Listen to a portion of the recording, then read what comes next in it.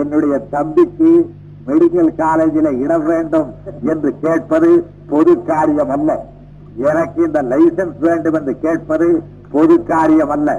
எப்படியாகிலும் எனக்கு வரிவதா செய்து கொடுங்கள் என்று கேட்பது பொது காரியம் அல்ல.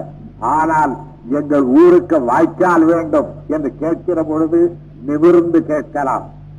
எங்களுடைய வயலுக்கு உரம் வேண்டும் என்று கேட்கிற நேரத்தில் உரிமையோடு கேட்கலாம். எங்கள் பள்ளிக்கூடத்திற்கு தகுந்த ஆசிரியரை அனுப்புங்கள் என்று கேட்கிற பொழுது அதிகார குரலோடு கூட கேட்கலாம். எங்களுக்கு இந்த சலுகையை செய்யுங்கள் என்று கேட்கிற பொழுதுதான் உங்களுக்கும் குரல் தாழும், அதிகாரியும் நிமிர்ந்து நிற்பார்.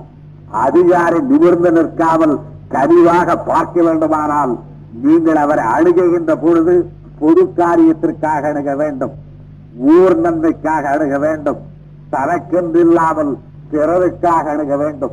அப்படி ஊருக்கு ஒரு 10 பேர் கிடைப்பார்களானால் அவர்கள் அதிகாரிகளை அணுகி ஊர் நன்மைக்கான காரியங்களை எடுத்துச் சொல்லி மிக நேர்த்தியான முறையில் நம்முடைய ஊரையும் நம்முடைய மாவட்டத்தையும் நம்முடைய தமிழகத்தையும் வளரச் செய்ய முடியும், வாழச் செய்ய முடியும். அதிகாரிகளுக்கும் பொதுமக்களுக்கும் அப்படிப்பட்ட நேசத்துணர்வு ஏற்பட வேண்டும் என்று நான் பெரிதும் விரும்புகிறேன். அப்படி